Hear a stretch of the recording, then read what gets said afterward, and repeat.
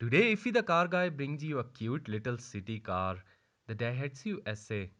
The SA name actually stands for Eco Smart, Simple and Easy. It is a small Japanese kei car with its own unique style and is both comfortable to drive and practical to use on a daily basis. The SA comes with a compact dual overhead cam 660cc 3-cylinder engine that produces 57 horsepower at 7200 rpm and 65 newton meters of torque at 4000 rpm. It is offered with a 5-speed manual or 3 or 4-speed automatic transmission depending on model. Claim fuel efficiency is 26 kilometers per liter for 5-speed manual transmission and 22 kilometers per liter for the automatic version. However, in our experience, the true on-road figures are more around 20 kilometers per liter for the manual and 15 kilometers per liter for the automatic version.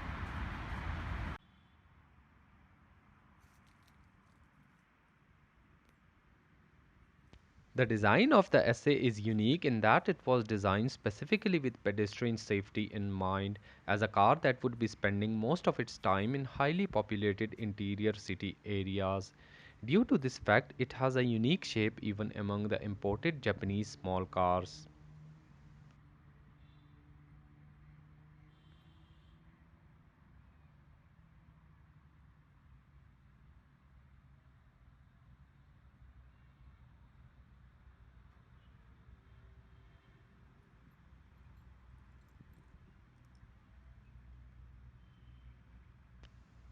The car comes with immobilizer security as standard and you can lock and unlock the car remotely.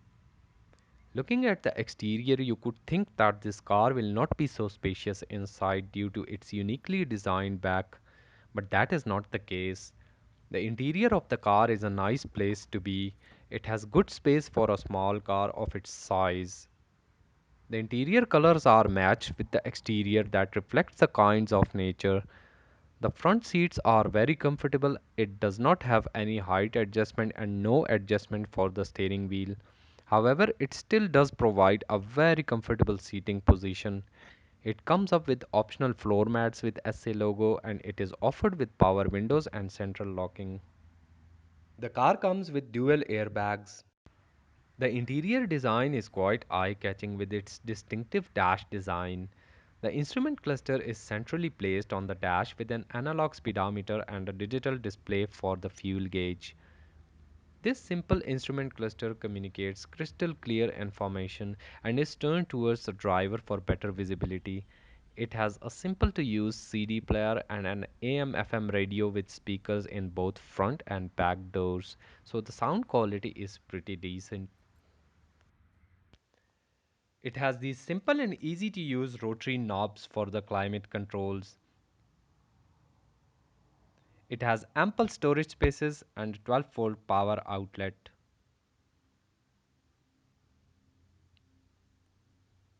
A decently sized glove box,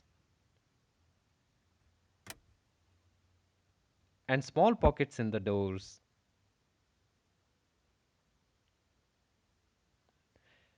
It also comes up with these two cup holders in the front for those who are sitting up front and a single cup holder in the back. Due to the design of the dashboard, every control button is very neatly and clearly placed. As I mentioned before, that you might not be thinking that a car for this size and its unique shape would be so spacious, especially in the back, but you would be surprised. The rear fits two people comfortably, although three people of my size are easily possible. Legroom is sufficient and there is pretty decent amount of headroom both front and back. The rear seat is comfortable enough and overall I would have to say it's a pretty simple and very functional environment which is really accommodating. The boot space is small but quite sufficient for this size of a vehicle. The wide tailgate opening is ideal for loading and unloading cargo. If you want more space, the rear seats can be lowered easily to make the loading of larger objects simple and straightforward. The spare wheel is located beneath the trunk floor. This car has been built to be driven around town and that is why visibility is excellent. All controls are very light, which is really perfect for weaving in and out of the traffic. The front seats provide good support and comfort to even reduce fatigue on long journeys. Air conditioning system works very well. It has hydraulic power steering system as compared to electric power assist offered in many other small cars these days, which feels really good. I would personally appreciate its small turning circle, which is ideal for city driving. This also makes parking and negotiation within the small areas really easy.